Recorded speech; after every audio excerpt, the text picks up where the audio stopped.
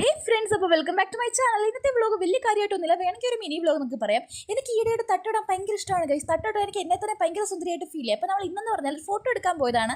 നമ്മൾ ഡൽഫിയുണ്ട്, പാത്തുണ്ട്, അജ്നിയുണ്ട്.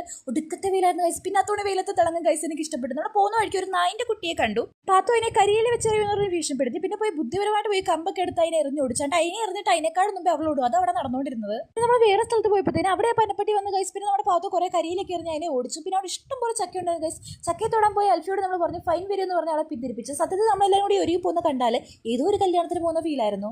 പിന്നെ നമ്മുടെ ഒഫീഷ്യൽ ഫോട്ടോഗ്രാഫർ നമ്മുടെ സ്വന്തം പാത്തുമായിരുന്നു. പാവം പാത്തുവിന് വെയിൽ കൊള്ളാതിരിക്കാനായിട്ട് പാവം നമ്മുടെ അൽഫിയോടെ തുണിയും പിരിച്ചു പിടിച്ച് നിൽക്കുകയായിരുന്നു. നെറ്റിന്റെ ഷാളായോടെ പിന്നെ ഒട്ടും വെയിൽ കൊള്ളുന്നില്ലായിരുന്നു. ഒക്കെ നേരത്തെ കഷ്ടപ്പാടിന് ശേഷം ഫോട്ടോ ഒക്കെ എടുത്ത് നമ്മൾ തിരിച്ച് ഹോസ്റ്റലിലോട്ട് എൻ്റെ വായിൽ അക്ഷരം എല്ലാം കൂടെ കുടുങ്ങിയിട്ട് എനിക്കൊന്നും പറയാൻ കിട്ടുന്നില്ല.